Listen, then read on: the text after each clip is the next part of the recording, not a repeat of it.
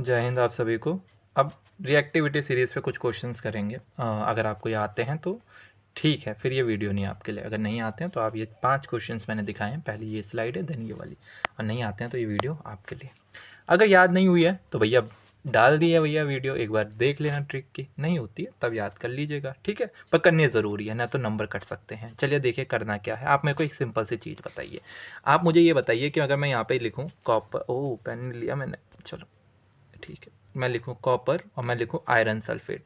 अब आप लोग पॉज करके ये बताएं क्या ये रिएक्शन फिजिबल है, क्या ये पॉसिबल है। अब ऐसी रिएक्शनों का ही मदद, या ऐसी रिएक्शन करवाने में ही ये मदद करती है कौन, मतलब ये पॉसिबल है कि नहीं ये बताती है हमारी रिएक्टिविटी सीरीज़, जिसका बेस हाइड्रोजन है। हाइड्रोजन वही है जिसकी पोजीशन डिस्क्राइब नहीं है पीरियोडिक टेबल में, मेटल और नॉन मेटल के कैरेक्टरिस्टिक्स रखता है। तो जब इसकी पोजीशन हम पीरियोडिक टेबल में नहीं गैस कर पाते मेटल है कि नॉन मेटल, जैसे कई लोगों की नहीं होती दूसरों की ज़िंदगी में।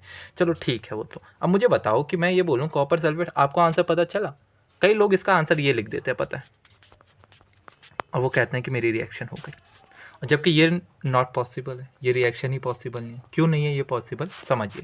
ये डिस्प्लेसमेंट रिएक्शन का एग्जांपल है, इसमें कॉपर है, आयरन सल्फेट है। आपको ये पता होगा कि आयरन सल्फेट ग्रीन कलर का होता है, 7 वाटर के क्रिस्टल इसके अंदर होते हैं, ये मैंने बता रखा है। आयरन सल्फेट जो है एक कंपाउंड है, ठीक है। इसके पास अपनी एक प्रॉपर्टी है, प्रॉपर्टी समझ रहे हो, मेरे पास सल्फेट है। कॉपर कहता है कि यार मैं तो अकेला हूँ अपने जीवन में, मुझे भी कोई चाहिए। अच्छा ठीक है, तो इस कंपाउंड के पास गया। हम किसके पास जाएंगे? जिसके पास पहले से कुछ है। अब कॉपर गया इस कंपाउंड के पास, याद रखना एलिमेंट जाता है, याद रखें एलिमेंट गया, उसने बोला भैया हमें इस प्रॉपर्टी में हिस्सा दे दो। तो भैया आयरन ने बोला देख तू समझ कि मैं तेरे ऊपर आता हूँ, मैं तेरा बाप हूँ। आयरन ये रहा, कॉपर ये रहा, तो क्या कभी बेटा बाप को हटा पाएगा? अरे भैया मिर्ज़ापुर नहीं चल रही है, तो आयरन जो है वो कॉपर को हटाने नहीं देगा।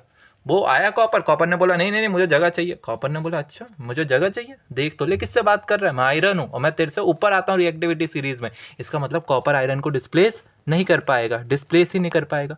और अगर डिस्प्लेसमेंट नहीं हुआ तो रिएक्शन कैरी फॉरवर्ड नहीं करेगी। इसलिए ये रिएक्टिविटी सीरीज़ ऐसी याद करनी है, जो इसमें ऊपर है वो बाप है। कोई भी दो एलिमेंट का कंपैरिजन कर लो, मैंने बोला एल्यूमिनियम और लेड, क्या एल्यूमिनियम लेड को हटा सकता है अगर वो किसी कंपाउंड में पाया गया? बिल्कुल हटा सकता है। पर यही रिएक्शन अगर मैं ये जो रिएक्शन लिखी है ऐसे लिखता, Fe+CuSO4, बच्चे इसी में कंफ्यूज हो जाते हैं कई बार। अब मुझे बताओ तुमने चेक क्या करना है, ये नहीं करना कि भैया उसमें, कई बच्चे को ये लगता है कि इसमें कॉप आयरन जो है इस कॉपर की जगह आ जाएगा। क्यों आ जाएगा भैया? आयरन तो पहले से अपने साथ क्या है, रिश्ता बनाए बैठा है। जिनके रिश्ते हैं वो खराब नहीं करने हमने, ठीक है ना, उन्हें कोई दिक्कत नहीं है। जो अलग से आएगा ना वो कहेगा इनका तो रिश्ता बना हुआ है, जो अलग से आया वो कहेगा कि सुन मुझे रिश्ता बनाना है, वो कहेगा बना भाई। तो अगर ये इससे ज़्यादा ताकत हुआ है, दोनों मेटल को देखो, अगर दूसरा वाला पहले वाले जो रिश्ता बना हुआ है, आयरन क्या है, आयरन का रिश्ता नहीं है, वो अकेला है। आयरन ने बोला भैया मेरे को रिश्ता चाहिए, उसने बोला कॉपर सल्फेट से भाई, और कॉपर जो है वो अभी किसी के साथ रिलेशन में है। आयरन ने बोला मैं तेरे से ज़्यादा सक्षम हूँ, तो उसने कॉपर को हटा दिया दो मेटल में, और फिर ये रिएक्शन कुछ ऐसी हो जाती है FeSO4। मैंने इसमें बता रखा है कि कॉपर सल्फेट का कलर ब्लू होता है, 5 वाटर के क्रिस्टल से, है ना, 5 वाटर के क्रिस्टल से ब्लू कलर होता है, सब बता रखा है। तो ये हुई बात। तो ये वाली रिएक्शन आप कर लेंगे क्या? कॉपर सल्फेट जब मैंने ऐसे रखा और उसमें मैं Ag लगा दूं, तो क्या कॉपर सल्फेट हटा पाएगा, सॉरी Ag हटा पाएगा कॉपर सल्फेट को? सिल्वर आया, ये पहले से रिश्ते में है, सिल्वर ने बोला मुझे चाहिए ये रिश्ता, उसने बोला तू क्या सक्षम है, क्या तेरे पास इतनी एबिलिटी है? उसने बोला नहीं, तो नहीं हो सकती, नो रिएक्शन। बोलो हाँ या ना। इतना समझ में आया होगा उम्मीद करता हूँ। अब दूसरा टाइप समझेंगे इसका, ठीक है। अगला क्या है कि क्या ये वाटर के साथ कैसे रिएक्ट करता है। एक्चुअली रिएक्टिविटी सीरीज का बेस ही वाटर है, कि वाटर पे कैसे, मतलब वाटर से कैसे ट्रीट होते हैं। इसमें एक लौता एग्जाम्पल है जो रिएक्टिविटी सीरीज में वाटर, देखो मेरे को ये बताओ हाइड्रोजन किससे ऊपर है, लेड से ऊपर है कि नहीं है? अगर मैं हाइड्रोजन यहाँ पे दिखाऊं, हाइड्रोजन किससे ऊपर, हाइड्रोजन के ऊपर लेड है कि नहीं है? उल्टा बोल दिया ना मैंने, लेड हाइड्रोजन से ऊपर है।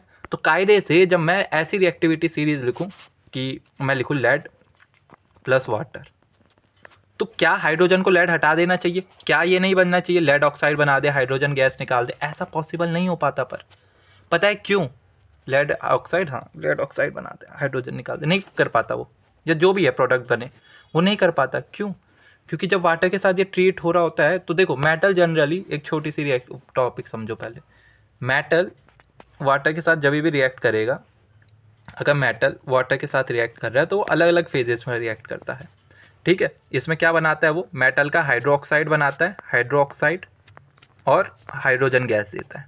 अगर मेटल अच्छा नहीं हुआ, थोड़ा लो क्वालिटी का हुआ, लो क्वालिटी वाला मेटल ले लूँ मैं, तो ऑक्साइड बनाता है। क्या बनाता है, ऑक्साइड। तो अलग अलग लेवल पे वाटर से ट्रीट होते हैं। चलिए जरा देखते हैं कैसे याद करेंगे इसे, ध्यान देंगे सब, ठीक है, तब हम लेड पे जाएंगे। देखो सबसे पहले कौन है, मैं आपको कैसे याद करवाता हूँ, मैं कहता हूँ बच्चों को पहले पोटेशियम और सोडियम याद करो, फिर कैल्शियम और magnesium, then aluminium, zinc, iron, ऐसे याद करो।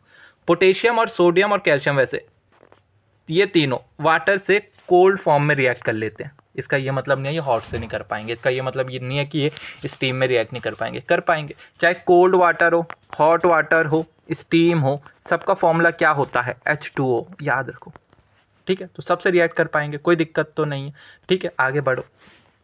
फिर बात आती है मैग्नीशियम की। मैग्नीशियम किससे रिएक्ट करता है, तो मैग्नीशियम के लिए चाहिए होता है बेटा हॉट वाटर, और बाकी के ये जो 3 पेयर में बचे, इसके लिए चाहिए होती है स्टीम। पहले तो आपको ये पता होना चाहिए कोल्ड वाटर से कौन रिएक्ट करता है, हॉट वाटर से कौन, और स्टीम से कौन करता है, ठीक है जी। अब ध्यान से सुनना, इसे फिर से मिटा देता हूँ मैं, ध्यान देंगे, है ना, बड़ी होगी थोड़ी वीडियो, देखनी है पूरी ना, अच्छे से सीखेंगे। देखिए पोटेशियम और सोडियम इतने ज़्यादा रिएक्टिव होते हैं, हाईली रिएक्टिव, इसलिए इन्हें ये कोल्ड वाटर से रिएक्ट कर जाते हैं। और कोल्ड वाटर से जब रिएक्ट करते हैं, अगर मैं पोटेशियम प्लस वाटर करूं, तो ये क्या बना देता है, ये पोटेशियम हाइड्रोक्साइड और H2 की फॉर्मेशन कर देता है। हाइड्रोजन कैसे पता चलती है निकलती है, भैया पॉप साउंड के साथ बर्न करती है, याद आया कि नहीं आया, बर्न्स विद पॉप साउंड, कोई दिक्कत तो नहीं है। ये इतनी ज़्यादा रिएक्ट करती हैं कि ये फायर कैच कर लेती हैं। क्या कैच कर लेती हैं, फायर कैच कर लेती हैं। तो पहली चीज़ क्या सीखी आज हमने, कि पोटेशियम और सोडियम फायर कैच कर लेते हैं, ठीक है। इसलिए इन्हें कहाँ रखा जाता है, केरोसिन ऑयल में। कहाँ रखा जाता है, केरोसिन ऑयल में, क्योंकि ये वाटर और एयर किसके साथ फायर कैच कर लेते हैं, वाटर के साथ भी और एयर के साथ भी। समझ में आया, चलो अगला समझते हैं। उसके बाद कौन है, कैल्शियम और मैग्नीशियम है बेटा। अब ध्यान देना, कैल्शियम सी से है, Ca कैल्शियम, इसलिए याद रखना ये किससे रिएक्ट करता है, कोल्ड वाटर से। किससे, कोल्ड वाटर से। तो कैल्शियम जब वाटर के साथ रिएक्ट कर रहा होता है तो डिस्प्लेस तो कर देता है, और कैल्शियम हाइड्रोक्साइड की फॉर्मेशन भी हो जाती है। लेकिन दिक्कत पता है क्या है, कि ये जो हाइड्रोजन गैस है, ये इस मेटल पे, कैल्शियम जो मेटल है, इसके मेटल पे स्टिक कर जाती है, ऐसे ऐसे ऐसे ऐसे, और उसकी वजह से क्या कर देती है, ये इसको फ्लोट करवाती है। तो क्वेश्चन आएगा, कौन सा ऐसा मेटल है जो कोल्ड वाटर में रिएक्ट करने पे फ्लोट करता है, FeO18 फ्लोट करता है, तो वो कैल्शियम है। समझ में आ रही है, क्यों, क्योंकि इस पे हाइड्रोजन गैस जो है, हाइड्रोजन गैस के जो बबल्स हैं वो क्या कर जाते हैं, मेटल सरफेस पे स्टिक कर जाते हैं, बबल्स मेटल सरफेस पे स्टिक कर जाते हैं, मेटल सरफेस पे स्टिक कर जाते हैं, जिसकी वजह से वो डेंसिटी समझते हो ना, कम हो जाएगी, वो फ्लोट करने लगेगा। वहीं अगर मैं मैग्नीशियम की बात करूं, तो ये एक ऐसा मेटल है जिसे याद रखना है कि ये हॉट वाटर से रिएक्ट करता है। किससे, हॉट वाटर से, और हॉट वाटर से रिएक्ट करने पे फ्लोट करता है। सेम रीज़न है, हाइड्रोजन गैस के बबल्स चिपक जाएंगे, फ्लोट करने लगेगा। समझ रहे हो। तो अभी तक क्या सीखे तुम, अभी तक तुम ये सीखे कि अगर मैं ये सब मिटा दूं और कुछ चीज़ें बताऊं जल्दी जल्दी में, तो उनमें से पहली चीज़ है कि पोटेशियम और सोडियम ये कोल्ड वाटर से रिएक्ट कर लेते हैं और फायर कैच कर लेते हैं, इसलिए इन्हें केरोसिन में रखा जाता है। कैल्शियम किससे रिएक्ट करता है, कोल्ड वाटर से, सी से कोल्ड, सी से कैल्शियम, ऐसे याद रखना है। लेकिन ये क्या बनाता है, हाइड्रोजन गैस के बबल्स क्या करते हैं, इसकी बाउंड्री पे, मतलब सरफेस पे स्टिक करके इसे फ्लोट करवाते हैं। कैल्शियम और मैग्नीशियम इसलिए साथ में याद करने के लिए कहा जाता है क्योंकि दोनों फ्लोट करते हैं। लेकिन हॉट के साथ कौन फ्लोट करता है, मैग्नीशियम। एल्यूमिनियम, जिंक, आयरन, ये तीनों क्या करते हैं, ये तीनों करते हैं स्टीम के साथ रिएक्ट।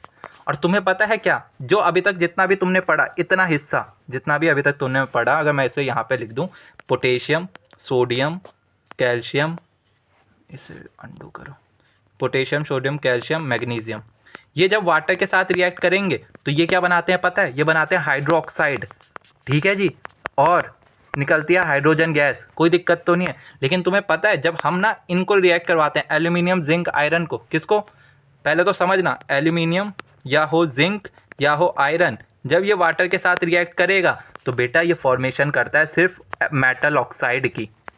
वो सब क्या बना रहे थे, हाइड्रोक्साइड, ये क्या बनाते हैं, मेटल ऑक्साइड। और कौन सी गैस निकलती है, हाइड्रोजन। एक्चुअली सब पहले मेटल ऑक्साइड बनाते हैं, फिर हाइड्रोक्साइड। जो अच्छे मेटल होते हैं, जैसे ये ऊपर वाले अच्छे मेटल थे, जितने भी थे, हमने जितने भी ऊपर देखे, ये सारे अच्छे मेटल थे, जितने भी ऊपर वाले हैं ये कैसे हैं, अच्छे मेटल हैं। अगर ये अच्छे मेटल हैं तो ये क्या करते हैं, जितने भी यहाँ तक है मैग्नीशियम तक, ये सारे अच्छे मेटल हैं, ये क्या करते हैं, ऑक्साइड बनाते हैं और फिर और ज़्यादा रिएक्ट करके हाइड्रोक्साइड बना देते हैं। समझ रहे हो बात को। लेकिन ये aluminium, zinc, iron low reactive metal है, इनकी रिएक्टिविटी नीचे जाते हुए कम होती जा रही है, इसलिए ये सिर्फ ऑक्साइड बना के ख़त्म हो जाते हैं। पर लेड ऐसा नहीं कर पाता, लेड हाइड्रोजन को भी डिस्प्लेस नहीं कर पाता, क्योंकि ये ना ऑक्साइड तो बन जाता है इसका, लेकिन जब वो रिएक्ट कर रहा होता है ना हाइड्रोजन को, वो डिस्प्लेस ही नहीं कर पाता, उसके सरफेस पे ऑक्साइड की लेयर बन जाती है। और जब वाटर के साथ रिएक्ट करना होता है लेड को, तो वो वाटर के साथ रिएक्ट नहीं करता है, इवन वो हाइड्रोजन से ऊपर है इसलिए भी, मतलब हाइड्रोजन से ऊपर है, उसे हाइड्रोजन को डिस्प्लेस कर देना चाहिए।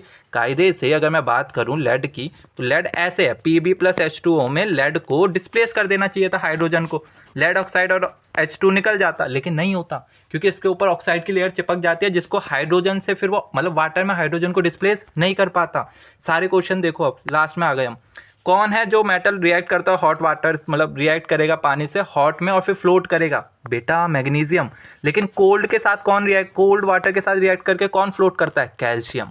कौन सा मेटल है जो फायर कैच कर लेता है पानी में, तो कौन कौन से हैं, पोटेशियम और सोडियम, कैसे लिखूं, सोडियम। और इन्हें कहाँ रखा जाता है, केरोसिन ऑयल में।